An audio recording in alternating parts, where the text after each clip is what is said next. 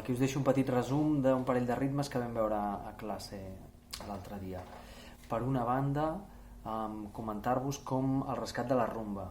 Per exemple, que vam veure una miqueta a raó dels garrotins, que també vam veure que es podien fer amb el ritme cumba. El garro sol, el garro do, a vera, sol, sol, sol, sol, do, i que us he deixat també adjunt amb el correu. Després vam veure que es podien rascar amb el ritme de rumba, que el farem una miqueta com en relació al que fèiem també de reggae, que picàvem i baixàvem i pujàvem.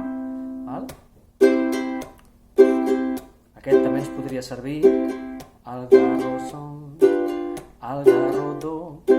Llavors el podríem acabar de completar per donar-li una miqueta més de gràcia. Llavors el que fem és que després del cop, a l'hora de pujar, l'índex, sense massa intenció, escombra les cordes abans de fer la baixada. Llavors ens quedaran 4 moviments: cop, índex, baixada i pujada amb el dit gros. Per treballar això, al principi us diria que féssiu només els 3 primers moviments. Cop, índex, baixada, que ens surtin seguits.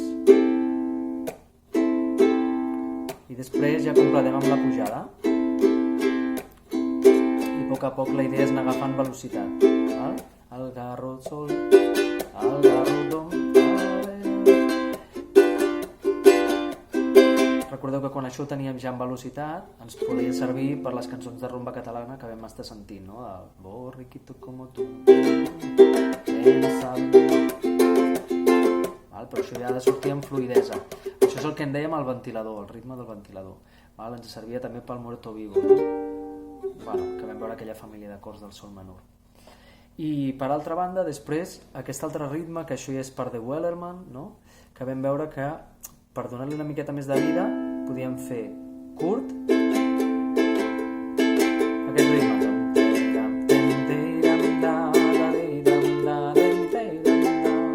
Fixeu-vos que feia, per fer-ho senzill, faig com un rascat molt curt, gairebé com si només volgués tocar una corda, i després la baixada i la pujada naturals, rascant-les totes. Curt, llarg, curt, llarg, curt, llarg. I això després ho podíem anar com elaborant, i en lloc de fer el curt, fèiem amb el dit gros. El dit gros toca una corda i aquests baixen i aquest puja. Això és una altra tècnica.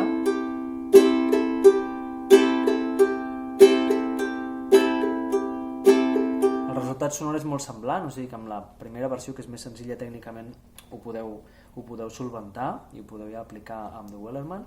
Aquesta és xula després per altres opcions que podem anar veient més endavant. I